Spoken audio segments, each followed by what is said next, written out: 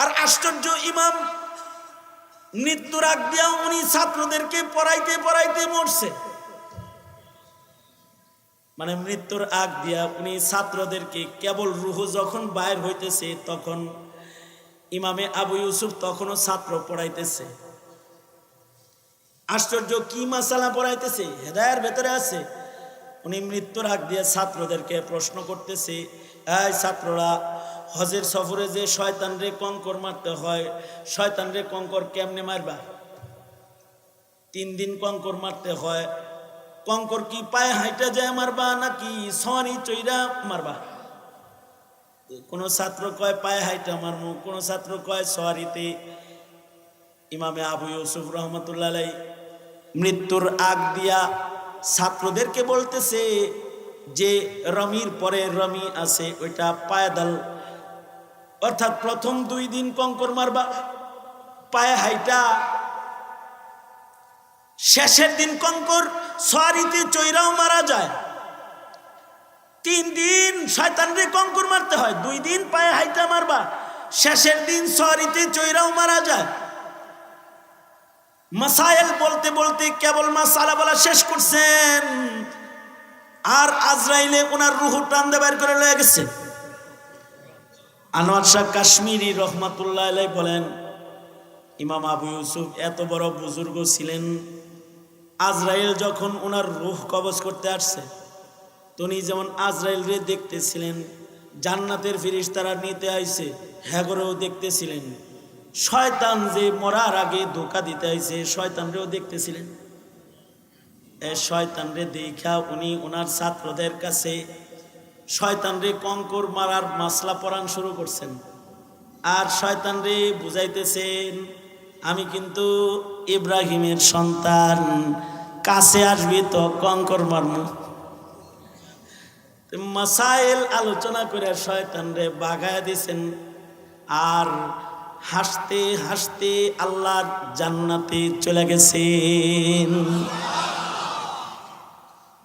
আল্লাহ তাআলা কিছু উপকারী কথা আপনাদের কানে পৌঁছায় দেওয়ার তৌফিক দান করেন। আপনারা দোয়া করুন, বলুন আমিন। মানুষের ভিতরে 2 প্রকারের মানুষ আছে। এক প্রকারের মানুষ হলো আল্লাহর পছন্দের, যাদেরকে আল্লাহ তাআলা আল্লাহর জান্নাতে আল্লাহর কাছে জায়গা দান করবেন। আর আরেক প্রকারের মানুষ হলো শয়তানের পছন্দের, যাদেরকে আল্লাহ তাআলা নিকৃষ্ট বাসস্থল দোজখের আগুনের ইন্ধন হিসেবে তাদেরকে আল্লাহ তাআলা ছুঁড়ে ফেলে দিবেন। যাদেরকে আল্লাহ তাআলা আল্লাহর কাছে জায়গা দিবেন, তাদের কিছু ভালো ভালো সিফাত লাগবে, যেই সিফাতগুলো, যে গুণগুলোর কারণে জান্নাতের ভেতরে আল্লাহর কাছে থাকা যাবে।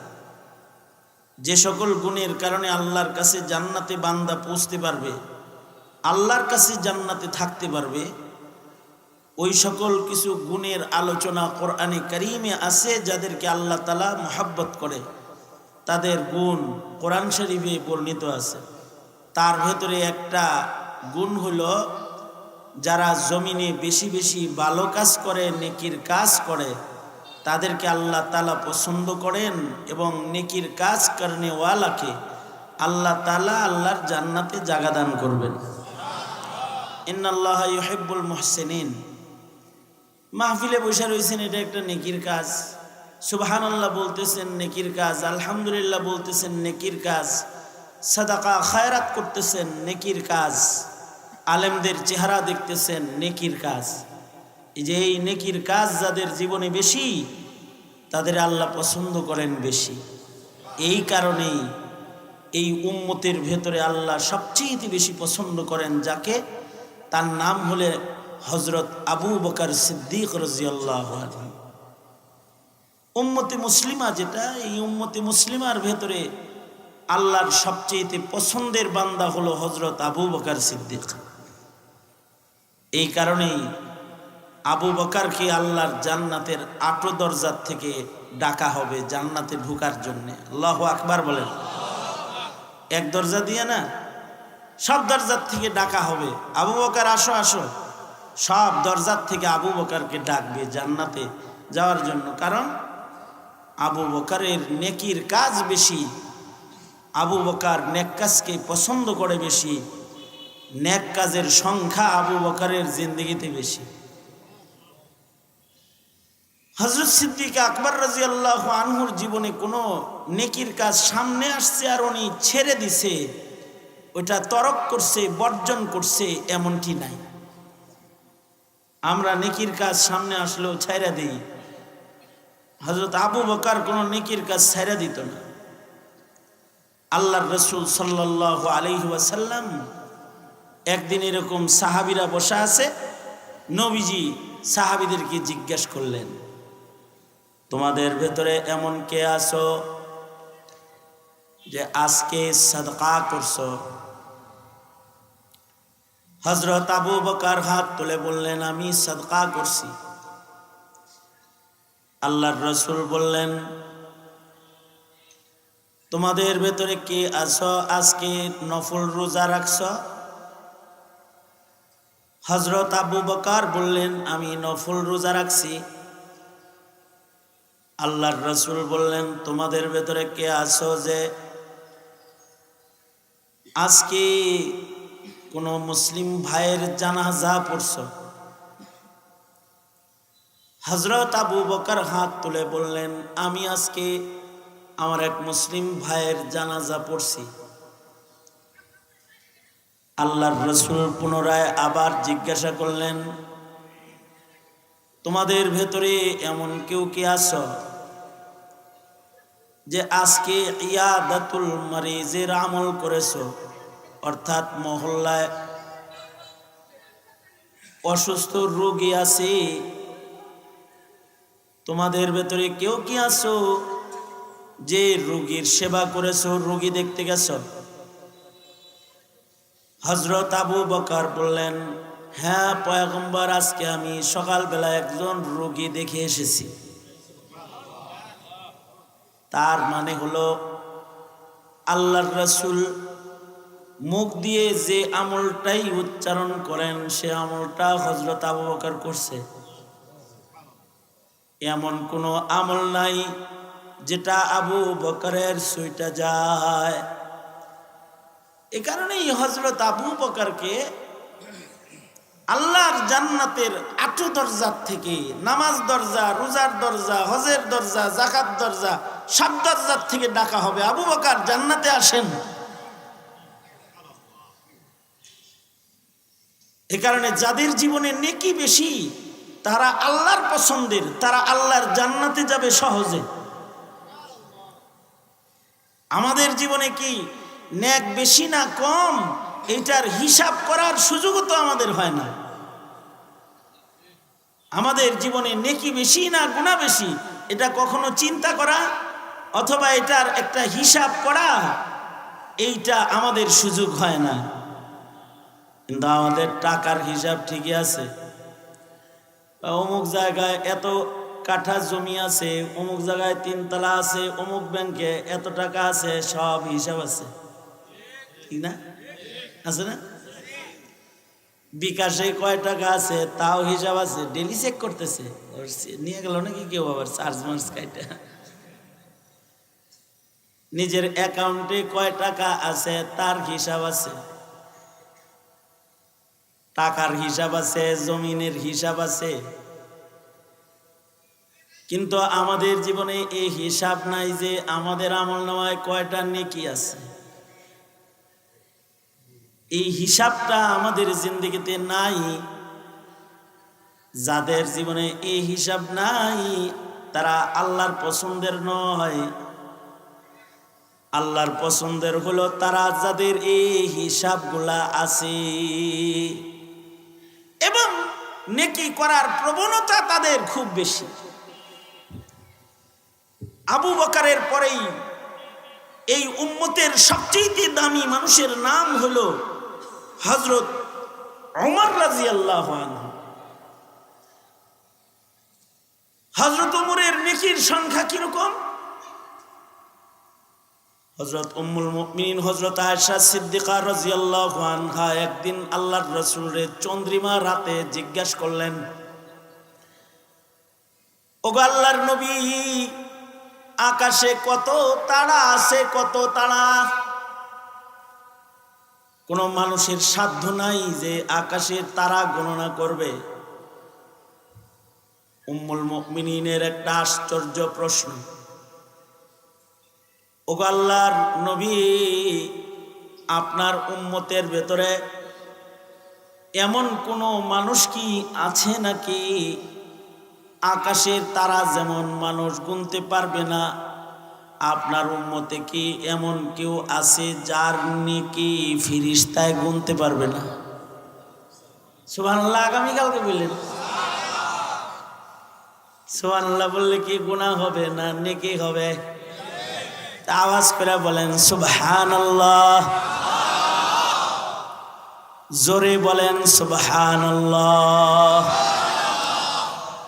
বলেন আওয়াজ করে আলহামদুলিল্লাহ। নেকি হয়েছে না গুনাহ হয়েছে? হ্যাঁ, ইয়াকিন আছে তো? তাহলে ইয়াকিন নিয়ে জোরে করে বলেন আলহামদুলিল্লাহ, বলেন লা ইলাহা ইল্লাল্লাহ। কত দামি লা ইলাহা ইল্লাল্লাহ কালিমা বললাম, কত দামি। কেউ যদি সারা জীবনে একবার লা ইলাহা ইল্লাল্লাহ বলে, মুমিনান বিকলবি, বিশ্বাসের সাথে যদি জিন্দেগিতে একবার বলে লা ইলাহা ইল্লাল্লাহ, বলুন লা ইলাহা ইল্লাল্লাহ, লা ইলাহা ইল্লাল্লাহ। আল্লাহর রাসূল বলেন সে জান্নাত তার নামে সাথে সাথে দলিল হয়ে যায়। আজ হোক কাল হোক পরশু হোক সে জান্নাতে ঢুকবেই। কত প্যারা কালিমা, পড়লে তো জান্নাত দলিল হয়। তাই আরেকবার দলিল করেন, দলিলের উপরে দলিল। যত বেশি পড়বেন তত বেশি।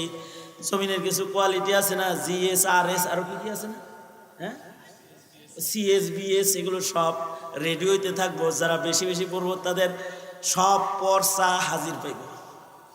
বুঝেন নাই কথাটা? বেবলার মতো চাই হারাইছেন কে? পরেন লা ইলাহা ইল্লাল্লাহ,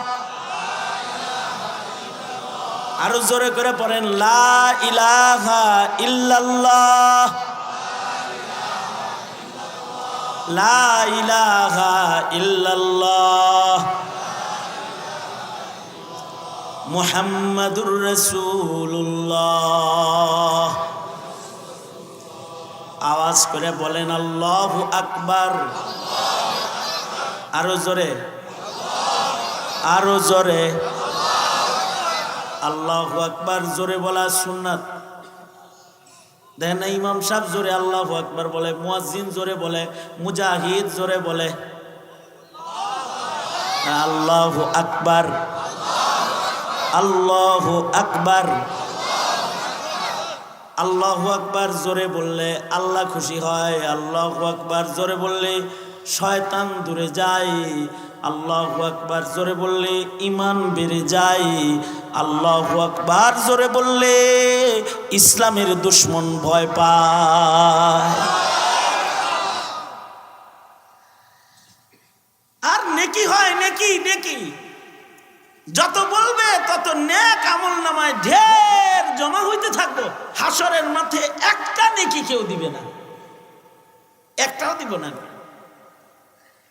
হাদিসে আছে মার কাছে যে বলবে মা একটা নেকি দাও, মা বলবে দুনিয়াতে বিয়া হয় নাই, কারে মা কও? ভাইকে বলবে ভাই একটা নেকি দাও, বলবে আমার তো কোনো ভাই নাই। বন্ধু বলবে বন্ধু ওই যে আমি তোমার সেই জিগরি দোস্ত, ওয়ান পিস নেকি ধার দাও। হ্যাঁ, আমার কোনো দোস্ত মস্ত নাই, কে নিজের চিন্তায় আসি ভাই।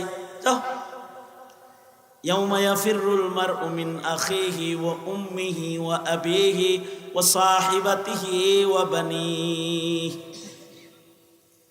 কেউ কাউরে পরিচয় দিবে না। একটা নেকির জন্য কেউ কাউকে পরিচয় দিবে না, ধার দিবে না, সহযোগিতা করবে না। নেকির বড় দাম। এ যার নেকি বেশি সে আল্লাহর পেয়ারা বেশি। আল্লাহর রসুল বলে আমার উমরের নেকি বেশি। আল্লাহর রসুল বলে আয়েশা আমার উম্মতের ভিতরে আমার উমরের নেক এত বেশি,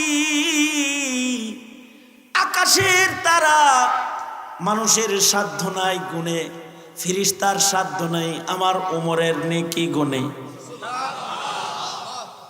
নেককার সাহাবীরার নেকির কাজ বেশি, উমরের পরে ওসমানের নেকি বেশি। হযরত ওসমানের এত নেক যে এক রাকাতের ভেতরে টোটাল কোরআনে কারীম তিনি খতম করেছেন। কয় রাকাত নামাজে? এক রাকাত নামাজের ভিতরে কোরআন খতম করেছে ওসমান। এই কারণে ওসমানকে আল্লাহ ভালোবাসে, ওসমান রে ফেরেশতারাও ভালোবাসে। আল্লাহর রাসূল বলে ইন্নাল মালায়েকাতা লা তাস্তাহি মিনহু। ওসমান রে দেখলে ফেরেশতারা কাতার কাতার হয়ে দাঁড়ায় যায়। এত নেক ওসমানের, এত পবিত্রতা। ওসমানের বড় দাম, কারণ এক রাকাতে খতম করে কোরআন, এক রাকাতে।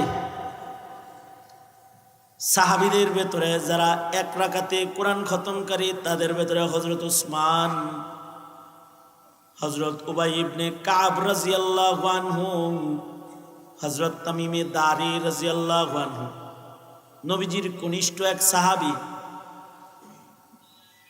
এক রাকাত নামাজের ভেতরে টোটাল কোরআন খতম করতেন। কত নেকি এক রাকাত নামাজে দাঁড়ায় কোরআন মজিদ শেষ করে লাইছে। আমাদের জীবনে সারা জীবনে খতম কোরআন মজিদ নাই, জিন্দেগি শেষ হয়ে গেছে, কিন্তু আল্লাহর কালামের একটা খতম করে নাই। সারা জীবন পার করছে, কোরআন মজিদ খতম করে নাই। আর হযরত ওসমান রাকাতে রাকাতে কোরআন খতম করেছে। নেকি কত বেশি! সাহাবীদের ভেতরে আব্দুল্লাহ ইবনে আমর ইবনুল আস রাদিয়াল্লাহু আনহু নবীর এক সাহাবীর নাম, যা সারা জনম ভর যিনি নফল রোজা করছে। আমগর ভেতরে ফরজ রোজা করার অভ্যাস নেই। রোজার মাসে রাক্ষসের লাহান খায়। রোজা আইতেছে, কেউ তো খুশি হইতেছে আর দোয়া পড়তেছে, আল্লাহুম্মা বারিক লানা ফি রাজাবা ওয়া শাবান ও বাল্লিগনা রমাদান। আর কিছু আছে খালি ডাক্তারের কাছে যাইতেছে, কোন রকম নি ডাক্তারের দিয়ে নিজের রোগী লেহান যায়। তাহলে বাসায় ইচ্ছা মতো খাওয়ান যায়। বউরে কইবা আমি রোগী, তোমরা রোজা আমি খামু। ডাক্তারের দিয়ে কোন রকম লেখাইতে পারলে রোজা বাঙ্গার লোক আছে। ফরজ রোজা করার আদত আমাদের নাই, আর নফল রোজা তো বহুত দূরের কথা। আর আব্দুল্লাহ ইবনে আমর ইবনুল আস রাদিয়াল্লাহু আনহু শুধু নিষিদ্ধ দিবসগুলোতে রোজা রাখতেন না, যে দিনগুলোতে আল্লাহ রোজা রাখতে নিষেধ করেছে, এছাড়া সারা বছর নফল রোজা রাখতেন।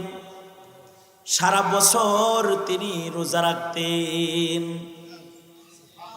শারিহুল বুখারী বদরুদ্দিন আইনি রহমতুল্লাহ আলাইহি লিখেন, ৭৯ বছর বয়স হয়ে গেছে, এখন ডাক্তারে উনাকে বলে আপনি বয়োবৃদ্ধ, দেহ দুর্বল, নফল রোজা এত রাখার দরকার নাই। তো উনি বলে নবীর কাছ থেকে লেখাইছি, জান থাকতে বাদ দিতেছি না। উনি বলতেন আমার দেহ দুর্বল কিন্তু আমার ঈমান সবল। শরীর দুর্বল আছে কিন্তু ঈমান আছে, ঈমানি শক্তি আছে। প্রতিদিন রোজা রাখতেন।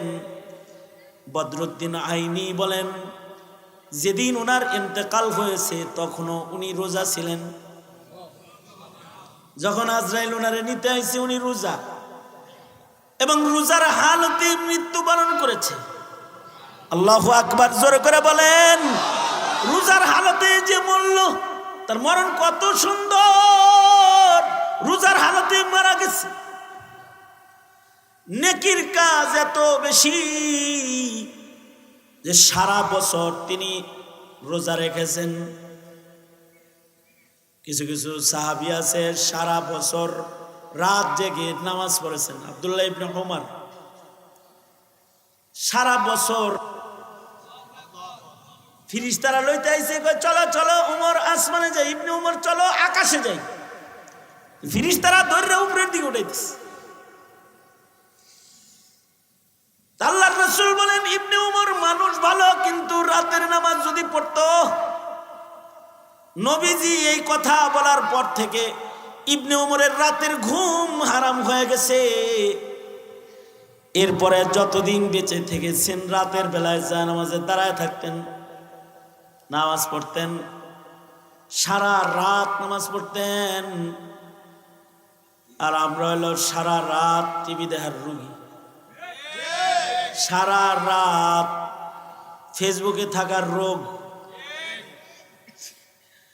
অসুস্থ রোগী হয়ে গেছে। সারা রাত ফেসবুক দেখে, সারা রাত টিভি দেখে, সারা রাত ইউটিউব চ্যানেলে বয়ে থাকে, সারা রাত কম্পিউটারের সামনে বয়ে বয়ে হিন্দি ছবি দেখে, আর সারা রাত নামাজ পড়ে, সারা রাত। তাবিঈরাও এরকম, সাহাবীদের ভিতরে যেমন আমল বেশি, তাবিঈদের ভিতরেও আমল বেশি। যেমন আব্দুল্লাহ ইবনুল মুবারক আমিরুল মুমিনিন ফিল হাদিস, আমিরুল মুমিনিন ফিল হাদিস, হাদিস শাস্ত্রে তিনি আমিরুল মুমিনিন, বড় আলেমের নাম। সারা রাত দাঁড়ায় দাঁড়ায় নামাজ পড়তো। এশার নামাজ পড়ে যায় নামাজে দাঁড়াইতো, ফজর পর্যন্ত নামাজ পড়তো। যেমন আমাদের ইমামে আজম আবু হানিফা রহমাতুল্লাহ আলাইহি 55 বার হজ্জে বাইতুল্লাহ করেছেন, 55 বার। সুদীর্ঘ 40 বছর পর্যন্ত এশার ওযু দিয়া ফজরের নামাজ পড়েছেন। ইমামে আজম আবু হানিফা রহমাতুল্লাহ আলাইহি 40 বছর পর্যন্ত এশার ওযু দিয়া ফজর পড়ছে, 40 বছর। আর এমন খবিস খন্নাস পাওয়া যাইব মুসলমানের সমাজে 40 বছরে একদিনও ওযু করে নেই, ঠিক না? আমাদের এলাকায় না, এটা অন্য এলাকায় আছে, তাই না? 40 বছর পর্যন্ত একবার ওযু করে নাই। আমি গেছি একটা ওসিয়তের জানাজা পড়াইতে, একসাথে হজ্জে বাইতুল্লাহ করছি এক হাজী সাহেবের লগে। তো উনি আমাকে বলে আরাফার মাঠে, হুজুর আমি মইরা গেলে গা আমনে আমার জানাজা পড়াইবেন। আজীব জায়গায় দরখাস্ত করছে, আর এমন কান্না কানতেছে যে আমি দুর্বল হয়ে গেছি। আমি বললাম, হ্যাঁ আমি যদি দেশে থাকি তাহলে আমি জানাজা পড়াবো ইনশাআল্লাহ।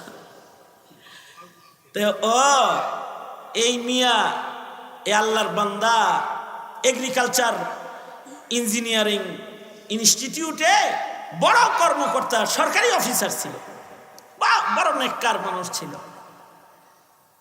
সে তার অ্যাকাউন্টের ভেতরে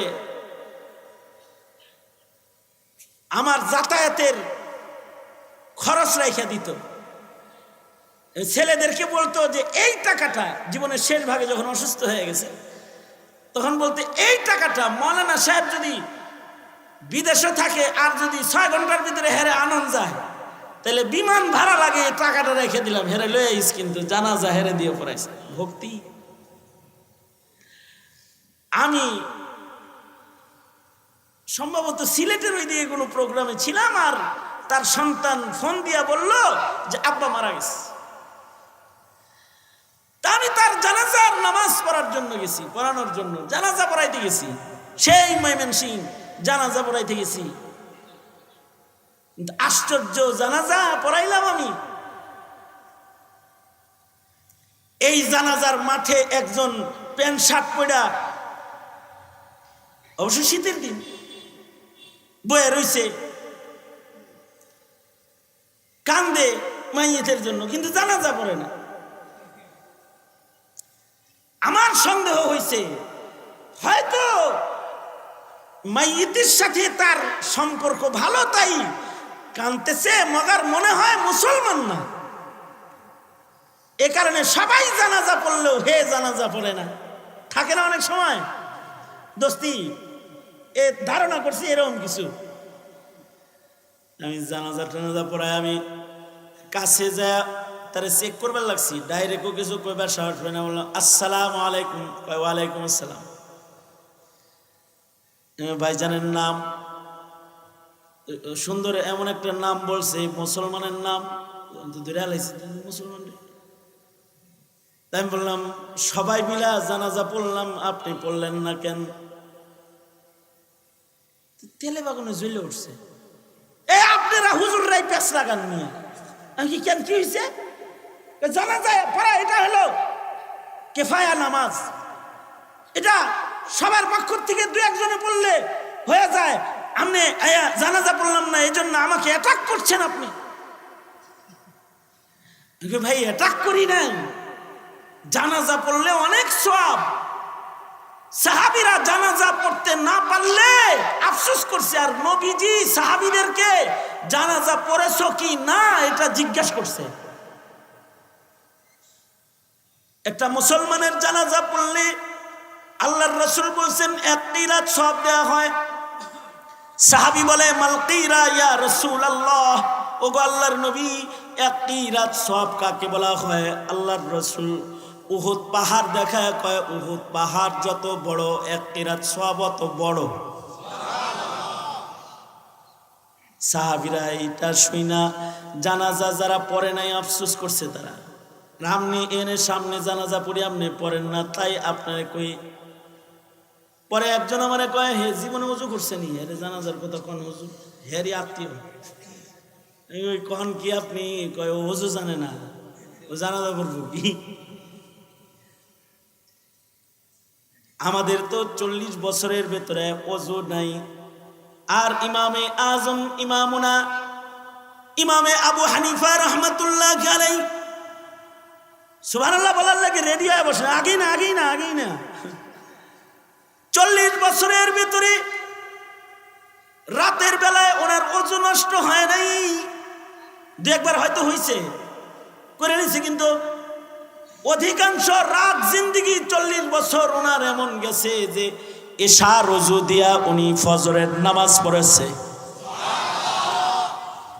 একদিন ইমামে আজম মসজিদে গেছে এশার নামাজ পড়তে, যা দেখে ইমাম সাহেব সূরা জিলজাল তেলাওয়াত করতেছে, ফামান ইয়ামাল মিসকালা যাররাতিন খায়রান ইয়ারাহ ওয়া মান ইয়ামাল মিসকালা যাররাতিন শাররান ইয়ারাহ। এটা শোনার পরে হযরত ইমামে আজমের পা থরথর করে কাঁপা শুরু হয়েছে। ওনার টেনশনে ধরছে যে আজকে রাত্রে যদি আমার মৃত্যু হয় তাহলে আজ রাতটা আমার জীবনের শেষ রাত, আর আমার জীবনে যার নেকির কাজ করবো ওইগুলো ছোট হইলেও আমলনামায় জমা থাকবো।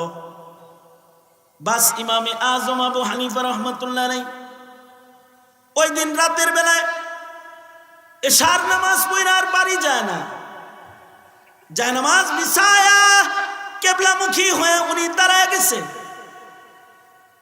মসজিদের ইমাম মুয়াজ্জিনরা বুঝা ফেলাইছে ইমাম আজকে সারা রাত নামাজ পড়বে, কারণ মাঝে মধ্যে এরকম পড়ে। তো মুয়াজ্জিন দরজা চাপায়া দিয়া বাড়ি চলে গেছে। ফজরের সময় মুয়াজ্জিন ফজরের আজান দেওয়ার জন্য মসজিদে আসছে। আইসা মসজিদে আইসা দরজাটা খুইলেই দেখে ইমামুনা ইমামুদ দুনিয়া ইমামে আজম আবু হানিফা এখনো এশার পরে যেমন তাকে জায়নামাজে দাঁড়ানো দেখে গেছে, ফজরের সময় আইসা দেখে ইমামে আজম ওইভাবেই দাঁড়ায় রয়েছে আর কোরআন মজিদের তেলাওয়াত করতেছে। আর ওনার কণ্ঠে উচ্চারিত হইতেছে আম্মা পারা, অর্থাৎ কোরআন শরীফের শেষ পারা উনি তেলাওয়াত করতেছে। তার মানে হলো এই 2 রাকাত নামাজের ভেতরে জায়নামাজে দাঁড়ায়া উনি টোটাল কোরআন মসজিদের ভেতরে খতম করে ফেলেছে।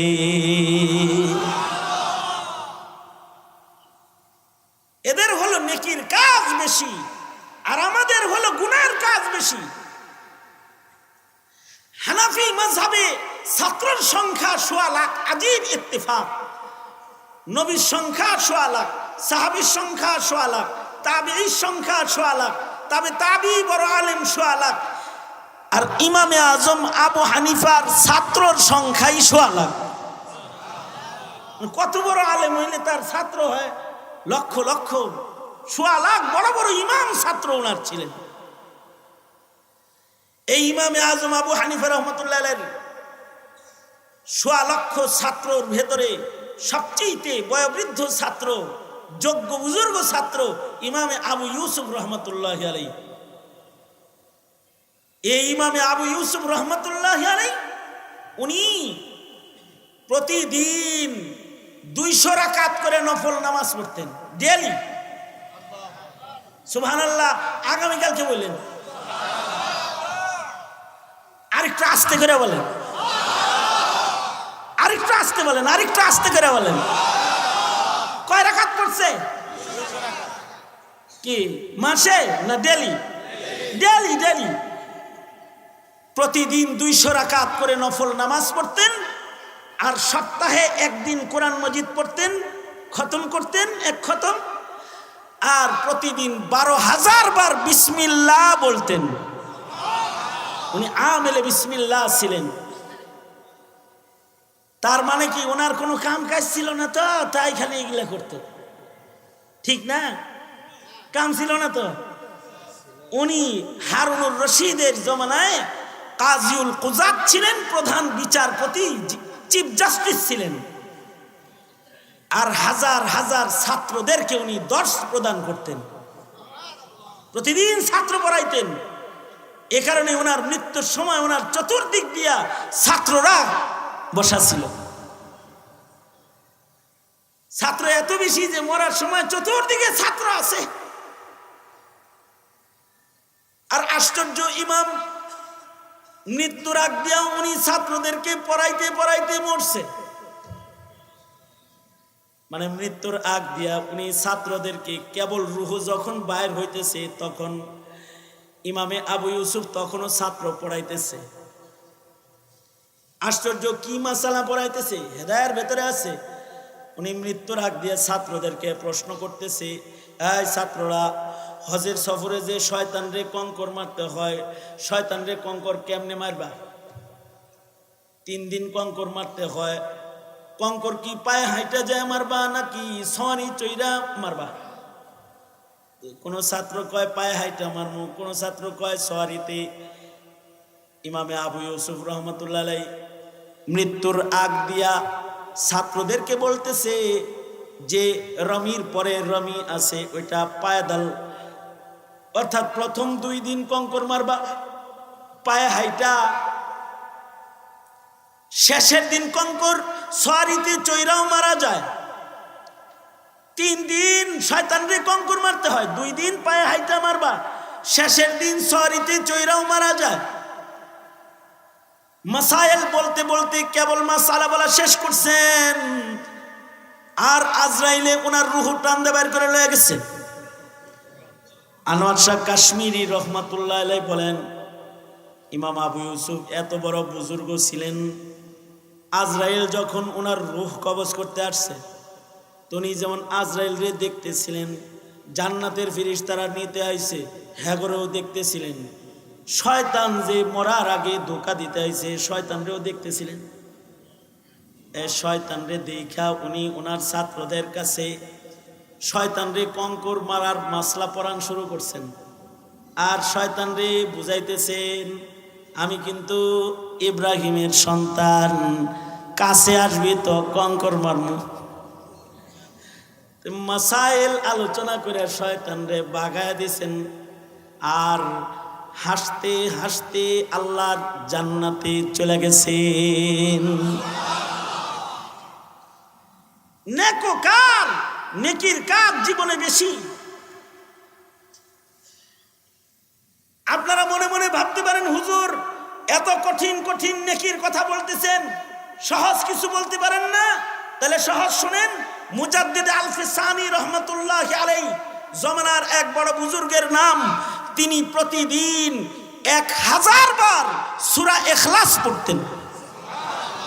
কতবার? সূরা ইখলাস পারে না এমন কোনো মুসলমান নাই, কিন্তু সূরা ইখলাস পড়ার আদত নাই। অথচ একবার সূরা ইখলাস পড়তে কিন্তু ওযু করা লাগবে না। আবার ইকো দিছো না?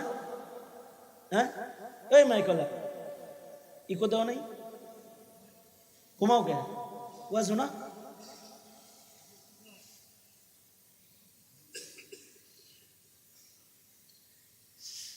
ওয়াজ মাহফিলে গাফেল শ্রোতাদের একদল হলো মাইকলা, এরা মাইক চালায়, ওয়াজ শুনে না।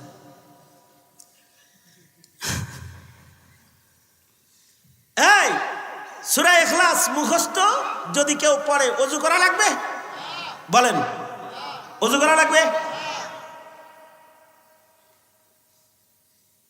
1000 বার যদি সূরা ইখলাস পড়ে তাহলে কিরকম নেকির আন্দাজটা করেন। হাদিস শরীফে আছে একবার সূরা ইখলাস পড়লে 10 পারা কোরআন পড়ার সব। হয় নাই? আরো জোরে আওয়াজ করে বলেন। কয়বার পড়লে 10 পারা?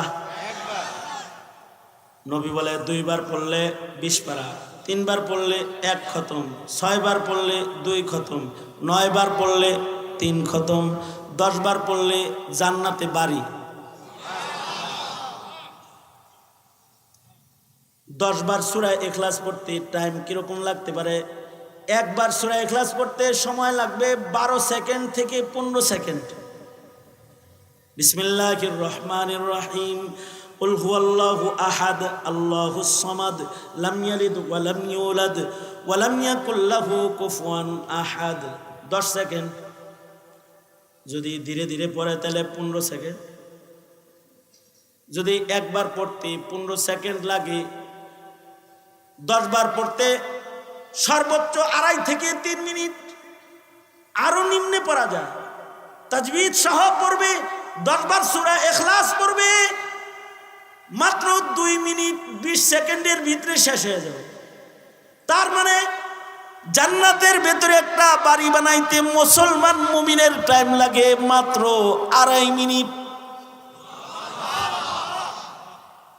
আর দুনিয়াতে একটা বাড়ি করতে কিরকম টাইম লাগে? হ্যাঁ, 30 বছর চাকরি করে 2 তলা বিল্ডিং বানাইছে, তাও এটা ভূমিকম্প আইলে নড়ে চড়ে, ঠিক না? 10 বছর 5 বছর বিদেশ করে একটা বাড়ি বানাইছে, তাও এটার প্ল্যান নষ্ট হয়ে রয়েছে। মানে সিঁড়ি দিব এক জায়গা দিয়ে দিছে, আর এক জায়গা দিয়ে বারান্দা হইব এক জায়গায়, বাথরুম দিছে সেই জায়গায়। এত কষ্টের বাড়ি, এটার কোনো ডকশক নাই। কিন্তু মাত্র 2.5 মিনিট যদি, হায়াতের 2.5 মিনিট যদি আল্লাহর কোরআনের সাথে কেউ থাকে, তাও ধইরা না, খুললে না, ওযু করে না, মুখস্থ কেবলামুখী হয়ে না, ল্যাপের নিচে শুয়া মনে করেন শীতের দিন মাথা বাইর করতে পারতেছে না, ল্যাপ দিয়ে মাথা যাইতে ধরছে, এর ভিতরে বয়ে 2.5 মিনিট পড়ছে শুয়া সূরাতুল ইখলাস।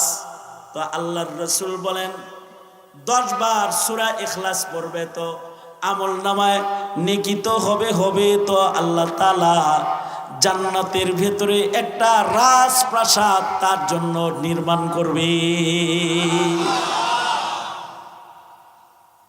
আজ থেকে সূরা ইখলাস পড়বেন বেশি বেশি।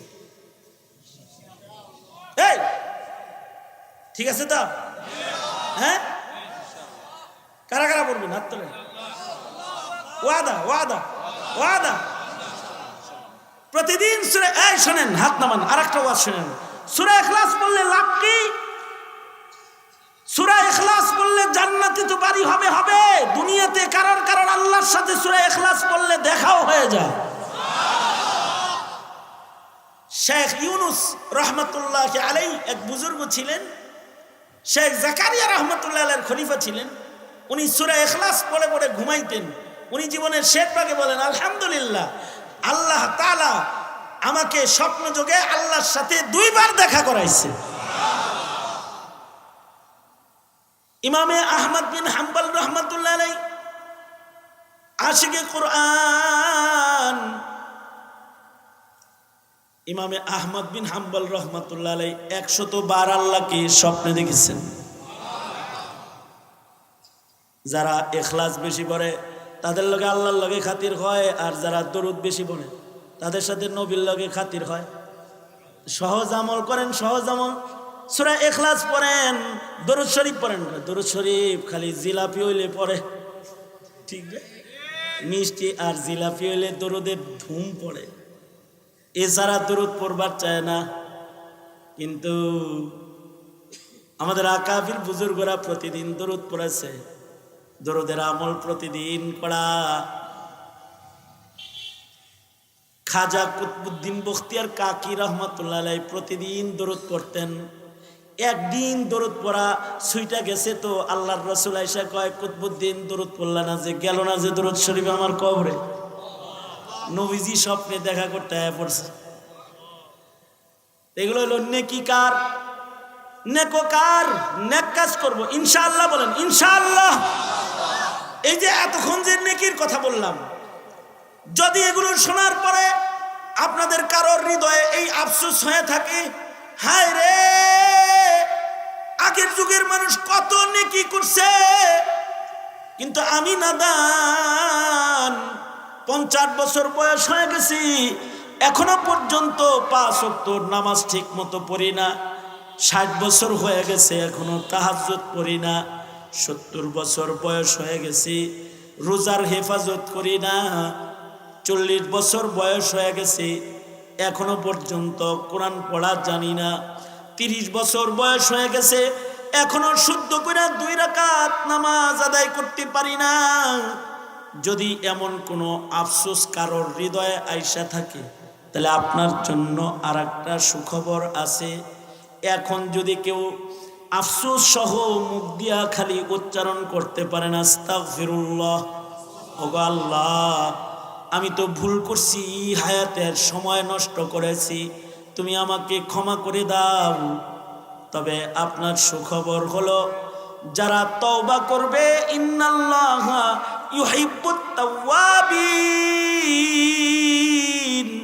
যারা তওবা করে আল্লাহ তাআলা তাদেরকেও পছন্দ করে।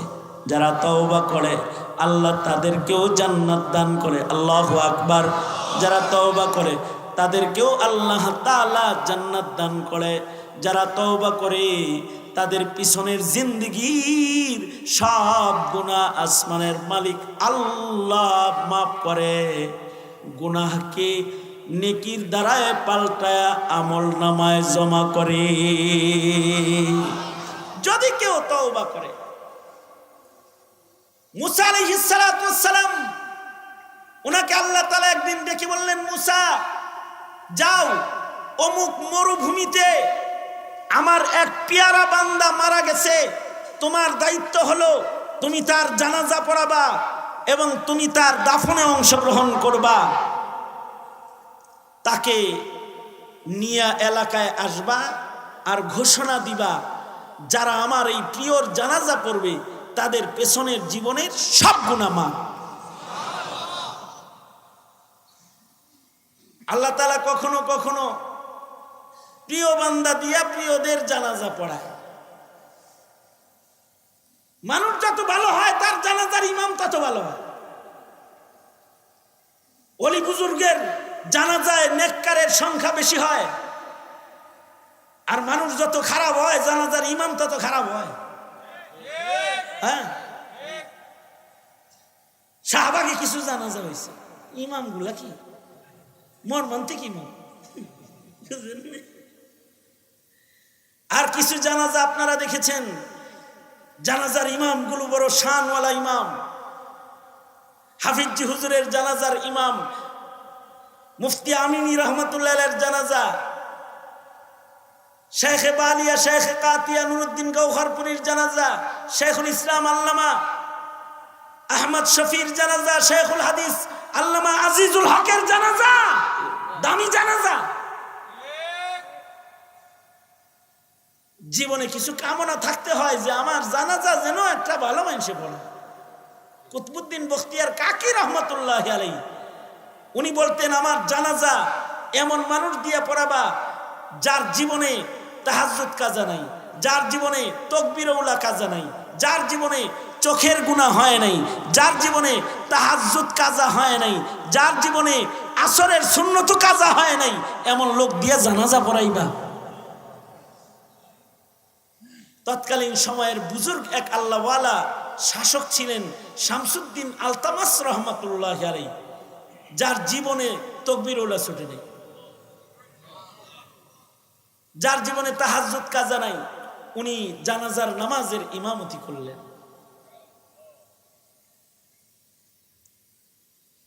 ইব্রাহিম আদহাম রহমতুল্লাহ আলাইহি একবার তবলিগে গেছে।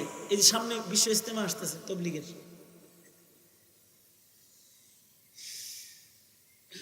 2, 3, 4 বিশ্ব ইজতেমা মনে থাকবে? কয় তারিখ? 2, 3, 4 ফেব্রুয়ারি বিশ্ব ইজতেমা। সারা দুনিয়ার দাওয়াতি কাজ যারা করে সব একত্রিত হবে তুরাগ নদীর তীরে। আল্লাহু আকবার বলেন। মুসলমানের বৃহত্তর এক জমায়েত বাংলাদেশে হবে। ইব্রাহিম আদহাম রহমতুল্লাহ একবার তবলিগে গেছে, দাওয়াত দেওয়ার জন্য এক মহল্লায় গেছে। যা দেখে সুন্দর একটা মহল্লা, মহল্লার ভেতরে সুন্দর একটা মসজিদ আছে। আপনাদের মহল্লায় সুন্দর সুন্দর মসজিদ আছে। আশ্চর্য ঘটনা হলো, ইব্রাহিম আদহাম ওই মসজিদে দাওয়াতের কাজ করে। আর শীতের দিন ইব্রাহিম আদহাম দেখে একটা লোক আছে সন্ধ্যাবেলায় ফজরের সময় মসজিদের সামনে সে পানি গরম করে আর আল্লাহর বান্দা যারা নামাজে আসে তাদেরকে গরম পানি দিয়ে ওযু করায়। সুবহানাল্লাহ বলেন। অনেক গরম পানি করতেছে। আমাদের দেশে এত দরদি নাই, কিন্তু আমি বহির্বিশ্বে পাইছি এমন মসজিদ যেখানে গরম পানির ব্যবস্থাপনা নাই। ফ্লাক্স ভর্তি করে বাসার থেকে গরম পানি আইনা পাশে একজন বসে রয়েছে, তো ওযু করার জন্য গরম পানি দেয়, যে গরম পানি দিয়ে ওযু করো। তা আল্লাহর বান্দা মসজিদের সামনে পানি গরম করে আর আল্লাহর বান্দাদেরকে গরম পানি দিয়ে ওযু করায়। প্রতিদিনই এ আমল করে। ইব্রাহিম আদহাম ঘটনা দেখলেন, তাকে যা জিজ্ঞাসা করলেন, এ আল্লাহর বান্দা, তোমাকে কেউ এই কাজের জন্য বিনিময় দেয় নাকি নিজের থেকেই করো? আমি একটা বদকার মানুষ, আমার আমল নাই। একটা নেক আমলওয়ালা মানুষদেরকে আমি বসে বসে ওযু করাই। বান্দারা আমার গরম পানির ওযু করে তারা নামাজ পড়ে। আল্লাহ যদি এর বরকতে আমারে কিছু দেয়, এটা আমার একটা আমল। ইব্রাহিম আদহাম তাকে বললেন।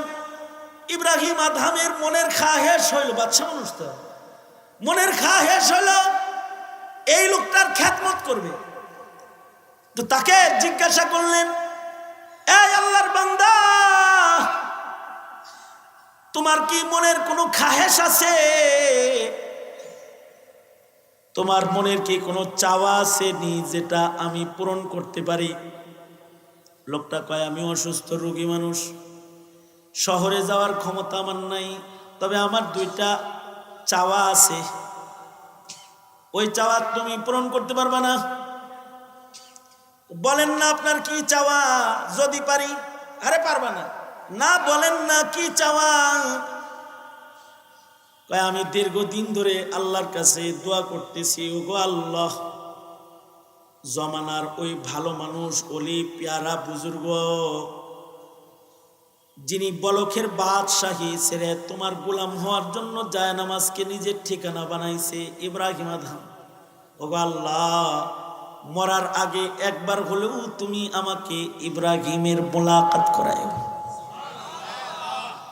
তুমি আমার ইব্রাহিম দেখাইতে পারবানি? ইব্রাহিম আদহাম কেঁদে দিয়েছে। আর ইব্রাহিম আদহাম মনে মনে ভাবতেছে, হায় আল্লাহ, মরুভূমি পার করে এই এলাকায় বুঝে আনছো হের লগে দেখা করাইতে। ইব্রাহিম আদহাম বলে, ওগো আল্লাহর বান্দা, আপনার দীর্ঘদিনের একটা আশা তো পুরা হয়ে গেছে গা। কারণ ইব্রাহিম আদহাম, আমি বলখের বাদশা। আগের জমানার মানুষরা এরকম নিজের নাম গোপন কইরা মানুষের সাথে কথোপকথন করতেন। যেমন হযরত উমর নিজের নাম গোপন কইরা মানুষের খেদমত করতেন। এক বুড়ি মহিলারে নিজের নাম গোপন কইরা হযরত উমর প্রতিদিন খাবার পৌঁছাইতেন। বুড়ি একদিন হযরত উমর রে বলতেছে, এই ছেলে, তুই কত ভালো রে, প্রতিদিন আমাকে তুই খাবার পৌঁছাস, আমি কেমন আছি আমার খোঁজ খবর তুমি লও। কোনোদিন উমর আইলো না, খলিফারে আইতে দেখলাম না। কে যে উমর রে খলিফা বানাইছিল? তোরেই যদি খলিফা বানাইতো তাহলে এলাকার মানুষের খেদমত বেশি হইতো। উমর আমার খবর নিল না। হযরত উমর বলে, মাগো, যে কথাটা এখন বললেন এই কথাটা আল্লাহর কাছে বললেন না, কারণ আপনার সামনে যিনি দাঁড়ায় আছে তার নামই উমর। ইব্রাহিম আদহাম বলে, আল্লাহর বান্দা কান্দো না, আমার নাম ইব্রাহিম আদহাম। আল্লাহু আকবার, আমার নাম ইব্রাহিম আদহাম। তোমার একটা আশা তো পুরা হইল, ইব্রাহিম দেখলে তোমার আর কি আশা? লোকটার সাথে সাথে ইব্রাহিমের কোলে শুয়ে পড়ে কাত হয়ে বলে, আমার দ্বিতীয় আশা আমার মাওলারে বলতেছি, মাওলা, আমি না তোমার কাছে আর একটা আরজু করছিলাম, ইব্রাহিম যেন আমার জানাজার নামাজ পড়ায়। এই কথা বলে এই লোকটা মুখ দিয়ে উচ্চারণ করলো, লা ইলাহা ইল্লাল্লাহ মুহাম্মাদুর রাসূলুল্লাহ। আর সাথে সাথে তার প্রাণ পাখিটা বাইর হয়ে গেল। ইব্রাহিম আদহাম তার জানাজার নামাজ পড়াইলেন। নেককার বান্দার জানাজা চাওয়া অথবা নেককারের জানাজা পাওয়া, এটা একটা কপালের ব্যাপার। আল্লাহ তাআলা মুসা নবীকে বলে, মুসা যাও, তুমি নবী হয়ে আমার বান্দার জানাজা পড়াইবা। আর এলাকাবাসীরে বলবা, কেউ যদি আমার বান্দার জানাজা পড়ে তার পেছনের জীবনের সব গুনাহ মাফ। পয়গম্বর নিজের হাতে গোসল দিলেন, মরুভূমি থেকে লাশ লয়ে আসলেন, এলাকায় সকলকে বললেন, কেউ যদি এর জানাজা পড়ো তোমাদের গুনাহ মাফ হয়ে যাবে। লোকের ভিড় পড়ে গেছে জানাজা পড়ার জন্য। লোকজন এসে কয়, ওগো পয়গম্বর, যার জানাজা পড়ে আমাদের গুনাহ মাফ হইব, তারে কি এক নজর আমরা দেখতে পারি না?